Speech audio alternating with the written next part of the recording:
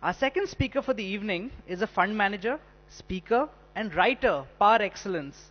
Though only comparatively media shy, Mr. Navneet Munot is a name to reckon with in the investment management industry. Mr. Munot has a career spanning close to 2 decades and is currently the Chief Investment Officer for SBI Mutual Fund. He has been with SBI since 2008 and has seen the assets under management rise to over 1 lakh crores at the end of 2015. Ladies and gentlemen, I present to you Mr. Navneet Munot. Nilesh bhai showed you the simplest tips of making money, and in last he showed you 3 monkeys. Just to make up for the loss that this time we don't have the 2 stand-up comedians, to ensure that I do a little more serious stuff, because at the beginning Nilesh bhai mentioned that a lot of people were quite exuberant at the beginning of 2015. Modi ji aa gaye, achhe din aa jayenge, but that hasn't happened both in the equity market and the bond market, and probably that's the task is given me and Ashish to kind of address. What I'll do over the, as Nilesh bhai mentioned, that over the last few days we have heard the news from China, we have heard what happened in North Korea today. A few days back we were worried about what Janet Yellen is doing. Before that we were worried what's happening in Greece. We remember 2011 or 12 when we were worried about the whole PIX problem in Eurozone, and before that the US in 2008. Instead of showing you too many charts, in just one picture I've put, and as Nilesh bhai said, in last 25 years whatever has happened is likely to happen over the next 10 years. I'll just summarize in one sentence that I think we are in a world where the only certainty I can tell you is the continuity of uncertainty. The only certainty is the continuity of uncertainty. And we have seen, as I mentioned, we have seen what happened in subprime crisis, then the Europe, we have seen in China, we are going to see, I think, similar problems somewhere else in the world, for the simple reason that in 2008, if the subprime crisis happened and all the other crises that we have seen in Europe and China, they have their genesis in one thing: the excessive leverage. And that excessive leverage has not gone out of system.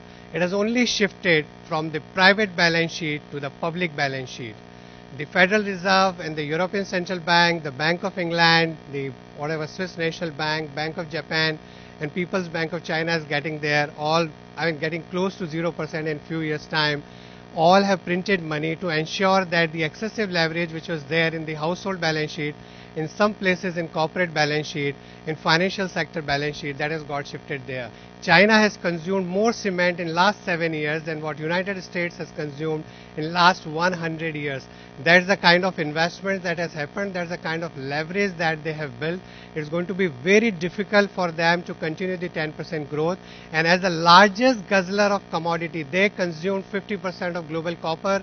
They consume 50% of global aluminium or cotton or sugar or dairy products. The New Zealand economy is struggling because all the dairy products were going to China. I think most of the countries in the world which were dependent on that large engine of growth for the world, if that's slowing down, obviously several other countries are going to be in trouble. So if China sneezed, the rest of the world has got a cold, but most of the commodity producers have got pneumonia. And that's why the good news for India is that because of those problems, commodity prices are where they are. Oil wouldn't have been at $36 if the demand destruction wouldn't have happened in the rest of the world, and that's a big boon for India in that sense. It's Nifty and is a German DAX index for the last 15 years. We have been so tightly coupled. The magnitude is different. The direction is exactly similar for last 12, 13 years. And it will be very surprising for anyone to believe this, because they have a very different political, economic, business, monetary cycle compared to India. But we have been so dependent on the global money that whenever there is higher risk appetite in the world, Fed is cutting interest rates, people are putting money in risk assets. India has been a beneficiary. Money comes, our market goes up. Whenever they pull out money, something happens in US or Europe, money moves out, and in India goes down. But I strongly believe that we are likely to decouple from what we have seen over the last couple of years in our market, and probably will have a very, very different trajectory. What gives me this belief is, I'll tell you a very strong analogy which probably some of you might have heard from me because I keep quoting it. And as the days are passing, my belief becomes more and more stronger. And there's a famous quote of, I think, Mark Twain or someone, that history doesn't repeat but it rhymes. US had a similar challenge in 70s, where if you remember, the Shah of Iran left the country. oil prices ballooned, and after that there was a period of sustained rise in commodity prices. And because of some of the other political and the challenges in US and the economic policies they pursued, they had a period of stagflation, which is growth is going down, inflation is going up. It will be very difficult to believe that US had consumer price inflation of 15% in late 70s. Then came a guy in 1978 named Paul Volcker as chairman of US Federal Reserve, and his famous statement is, "I will break the back of inflationary expectations in United States." He kept raising interest rates till that time people got a belief that in US consumer price inflation will not be allowed to go up by the US Federal Reserve, and that belief became very strong over the years. Can you relate this to what has happened in India in 2 years back? In September 13, when growth was going down, inflation was 9 or 10%, we had challenges in our current account, fiscal, but they were all related, they were all interrelated. Came a guy named Raghuram Rajan who said consumer price inflation 8% Jan 15, 6% Jan 16, 4% Jan 17 period.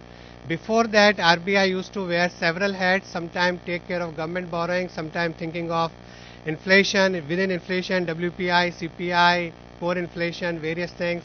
Sometimes they are worried about growth, sometimes they have to take care of the currency. This guy said a single thing. And after that, luckily, the government of India has signed an agreement with RBI last year. If CPI is 4% plus or minus 2%, within that band they have to keep.